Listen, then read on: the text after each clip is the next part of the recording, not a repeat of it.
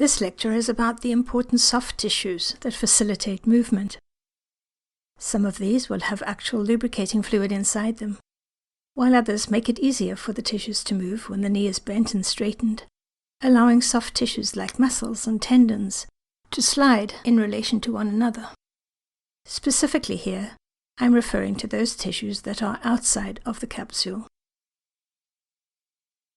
In the previous section, we saw how the two central heads of the quads muscles come together to form the patellar tendon. Here is a sideways look at that. What I'd like you to notice is that there's a fine tissue network between the two muscle heads. The tissue is called fascia. This allows the muscles to be able to contract in relation to one another. Fascia also exists around the hamstrings muscles at the back of the knee. The next of the soft tissue structures that facilitate knee movement are little envelopes that are lined by cells that produce small amounts of a slippery lubricating fluid. These envelopes are called bursae. Normally, the walls of the bursae can rub together as the knee moves, and they cause no problem and the person is utterly unaware of them.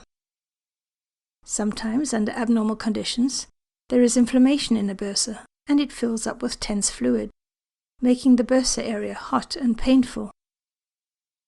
Such a bursa can also become infected, although this is infrequent. If there has been inflammation in a bursa and the fluid becomes resorbed, any residual fluid can become sticky and gum the walls of the bursa together, and that is one of the causes of knee stiffness after injury or surgery. Several bursae exist in relation to the patella, one directly in front of it, and others related to the tendon below it.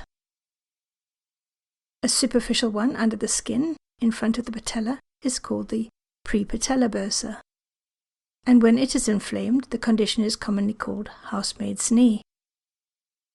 A superficial one under the skin in front of the patellar tendon is called the superficial infrapatellar bursa, and when it is inflamed, it is commonly referred to as plumber's knee or clergyman's knee. Deep to the same tendon is another smaller bursa called the deep infrapatellar bursa. All of these can become implicated in knee stiffness after injury or surgery, as will be explained later in the course. The next structure I want to discuss is sometimes referred to as a bursa and sometimes a pouch, because its anatomy varies.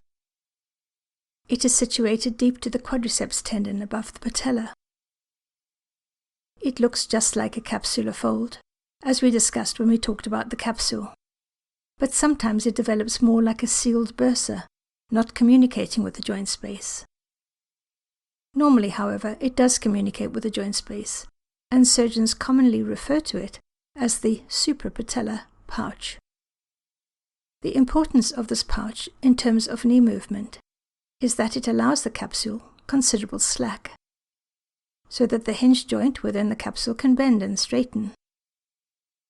If the knee is swollen and the pouch filled with fluid, movement will be more difficult. If the fluid has been resorbed and the walls of the pouch gum together with sticky residue, then bending the knee is very difficult and very painful. If the sticky adhesions turn into scar tissue, then the front and back walls of the pouch effectively seal together, and flexion is severely affected, and pain on bending is excruciating.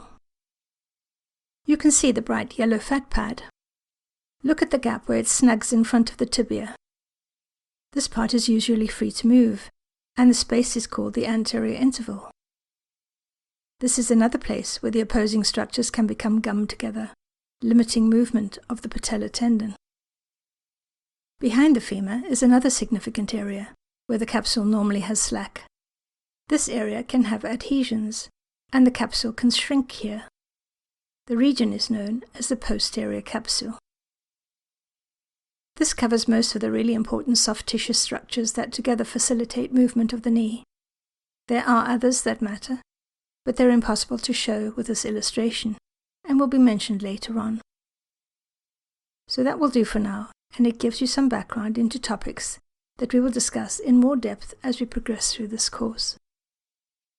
In the next lecture, we're going to be talking about flexion and discussing the muscles that power flexion and the muscles that allow flexion and how they work together.